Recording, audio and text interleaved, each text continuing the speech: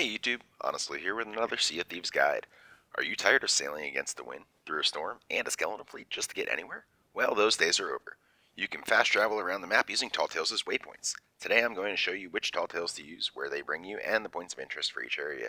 You don't need to actually do the Tall Tales, and you don't need to have them completed in order for this to work. Check the description of the video for the summary of the dive locations for convenience. Now we'll head over to the quest table, select the Tall Tales tab, and head to the Shores of Gold. We're going to skip Shroudbreaker as it just brings you to a random outpost. First one is the Cursed Rogue. Hit start Tall Tale and then dive to location. Once you see the book on your voyage table, you're ready to go. For this one, you'll emerge at Plunder Outpost, located in the southwestern side of the Ancient Isles. This smaller outpost is generally easy to loot for supplies with the supply crate. On the map, you can see we're near Lost Gold Fortress, Shrine of Tribute, Ancient Gold Fortress, and the Lookout Point Skeleton Camp identified by the Flameheart symbol underneath. We also have Old Brimstone Sea Fortress, giving us close proximity to two siege fortresses here.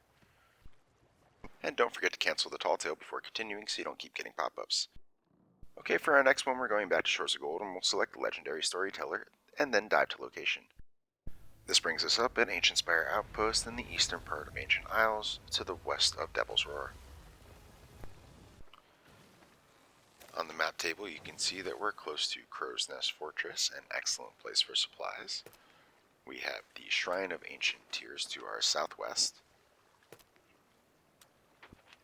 We have Barnacle Cake Skeleton Camp, Mercy's End Sea Fort, and it's also close to Crook's Hollow, which is a popular spot to wait for people to finish Fort of the Damned, or if you'd like to swim or row over to them and park your ship behind it.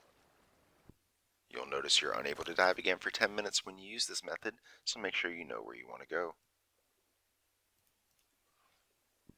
Next up, we have Stars of a Thief.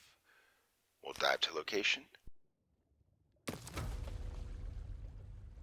and it'll bring us to North Star Sea Post, which is about as close to the middle of the map as we can get.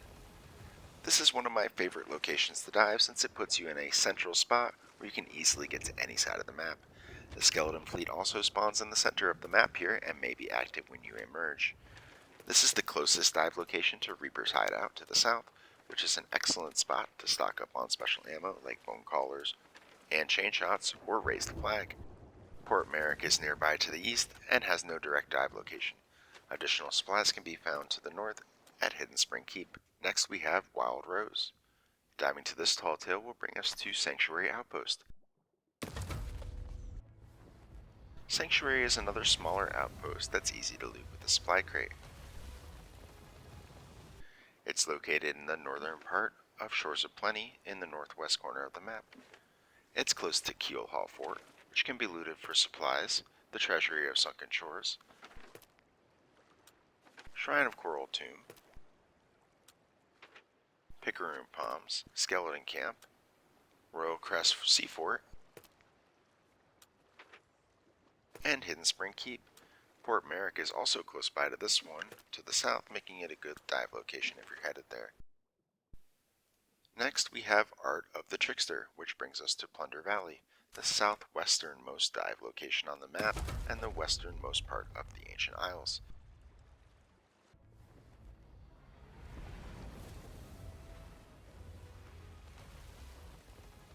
It's very close to the Treasury of Lost Ancients, Lost Gold Fortress, Shrine of Tribute, Shrine of Ocean's Fortune, Lagoon of Whispers Skeleton Camp, and Ancient Gold Sea Fort, making it a very balanced location for loot and supplies. Our next tall tale is The Fate of the Morning Star. Back before the voyage table, you used to have to go to the ferry to start this one. When you come out of the water, the ferryman will start yapping at you as you pull up to Marauder's Ark.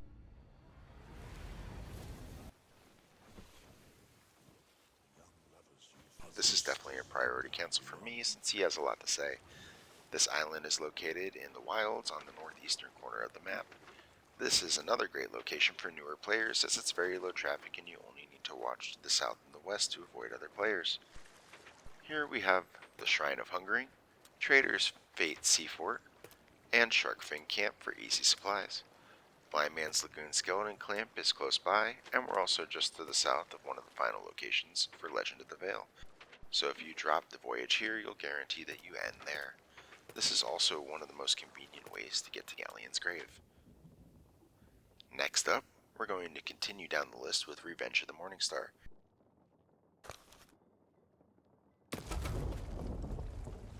Diving here will have us emerge at another location in the wilds, Daggertooth Outpost. It's a central spot on the map, which makes it a great place to enter a server. Close by we have Kraken Watchtower Fortress for supplies, Blind Man's Lagoon Skeleton Camp, Sharkfang Camp Fortress, Skullkeep Fortress, and Shiver Retreat Skeleton Camp. The proximity to multiple camps makes this an excellent place to stock up. It's also the closest location to Shrine of the Flooded Embrace if you needed to get there. Alright, our final dive location will be on the second page under the Ashen Age. Select Heart of Fire and dive to location. Our final dive location will be on the second page under the Ashen Age. Select Heart of Fire and then dive to location and we'll emerge at Morrow's Peak Outpost in the Devil's Roar. Thankfully, the volcano on this island doesn't explode anymore, making it a relatively safe place to hang out. Devil's Roar is on the easternmost side of the map and is home to the exclusive Ashen Voyages and loot, which are worth more than their regular counterparts. This is also another great place for new players to hang out, because it's pretty far removed from the rest of the map, and you typically won't find other pirates here. Just try not to get sunk by flaming rocks. Okay, let's recap.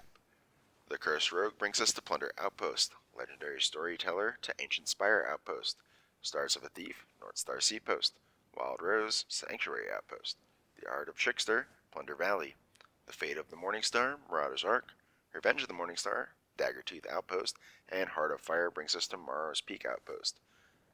So there you have it, the complete fast travel guide for Sea of Thieves. I'm always surprised at how much I use this feature, and I'm sure you will be too. If you enjoyed this video, make sure to like, subscribe, and leave a comment below to let me know what you think. Stay tuned for more Sea Thieves tips and guides coming soon. Until next time, stay honest.